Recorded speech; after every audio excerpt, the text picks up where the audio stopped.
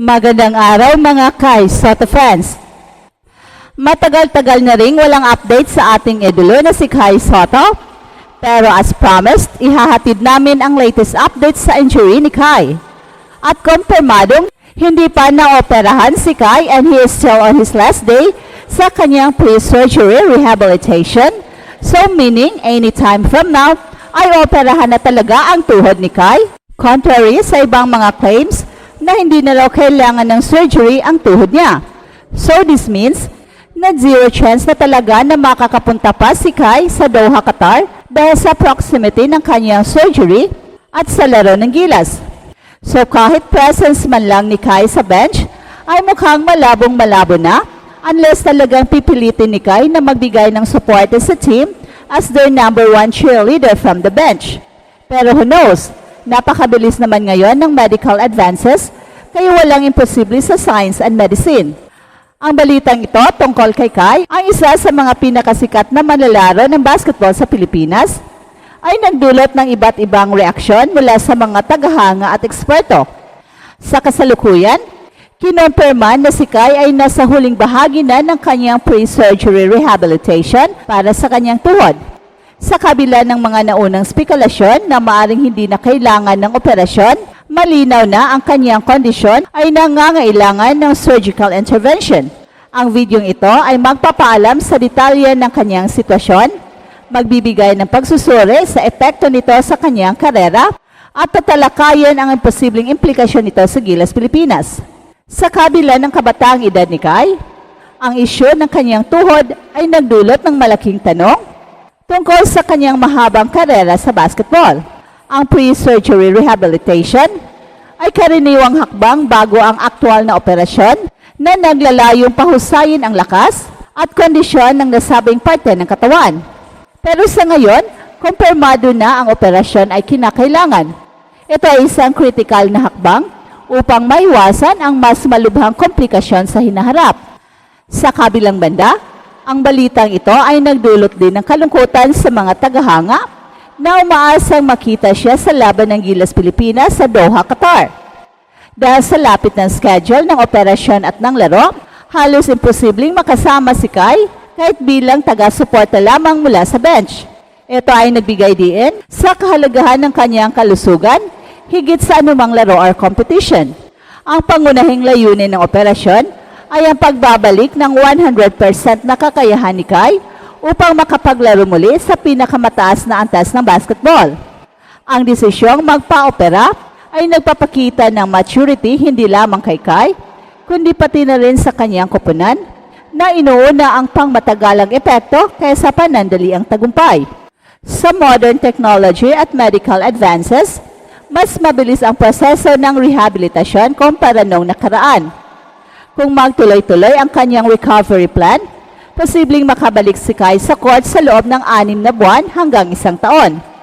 Depende sa resulta ng operasyon at ang kanyang pagsunod sa rehabilitation program. Isa sa mga negatibong epekto ng injury na ito ay ang pagkawala ni Kai ng pagkakataong magpakitang gilas sa international stage sa Doha. Ang bawat laro ay mahalaga, hindi lamang para sa kanyang koponan, kundi para rin sa kanyang personal na karera, lalo na't sinusubukan niyang patunayan ang kanyang kakayahan sa mga scouts at koponan mula sa NBA at iba pang liga. Ang pagkawala sa competition ay maaring makaapekto sa kanyang momentum bilang atleta. Ang pagkakaroon ni Kai sa loob ng court ay hindi lamang nagdadala ng pisikal na lakas, kundi pati na rin ng emosyonal na suporta sa kanyang mga kakampi. Ang kanyang presensya ay nagbibigay inspirasyon sa Gilas Pilipinas, lalo na sa mga mahalagang laro tulad ng laban kontra Qatar. At ang pagkawala ni Kai sa bench ay maaring magdulot ng kakulangan sa moral support, bagaman ang kanyang team ay siguradong magsumika pa rin para sa tagumpay.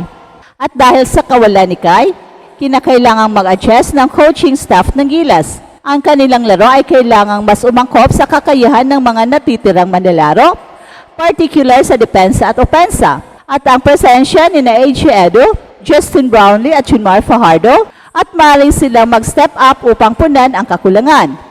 Sa kabila ng pagkawala ni Kai sa Doha, nananatiling positibo ang kanyang kontribusyon sa hinaharap.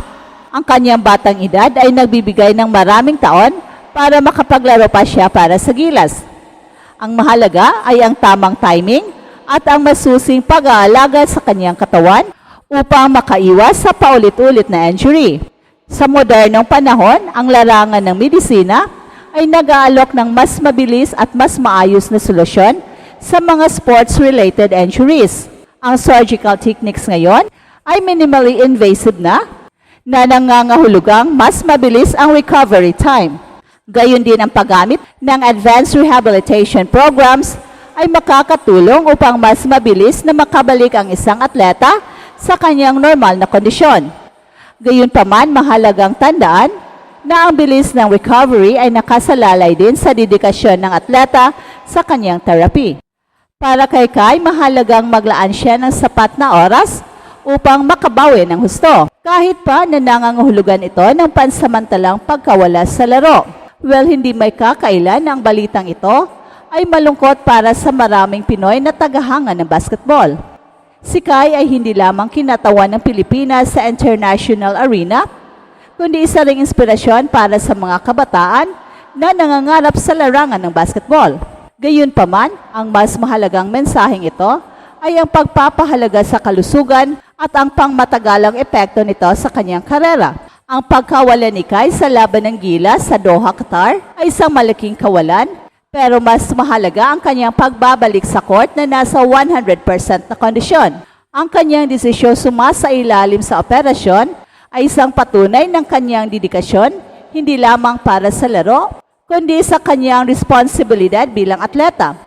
Ang Gilas Pilipinas, sa kabila ng pagkawala ng isa sa kanilang pinakamahalagang manlalaro, ay patuloy na lalaban ng buong puso sa suporta ng kanyang mga tagahanga at kupunan. Tiyak na babalik si Kai ng mas malakas at mas handa para sa mga darating na laban. Habang umaasa ang lahat sa kanyang mabilis na pagaling, ang sitwasyong ito ay paalala rin sa kahalagahan ng tamang pag-aalaga sa kalusugan ng mga atleta. Ang bawat desisyon, kahit gaano kahirap, ay dapat laging nakaangkla sa pangmatagalang benepisyo para sa karera at personal na kagalingan. Hey, hey, hey! Attention mga kapatrol! Get ready for an epic giveaway! Once Express Info hits 150k subscribers, one lucky winner will win the incredible Oppo Reno 11F 5G smartphone. Here's how to join. Step 1. Subscribe to Express Info right now. Step 2. Like this video. Then step 3, comment anything good and positive about our idol Kai Sotto. Super easy. Just subscribe, like, and comment.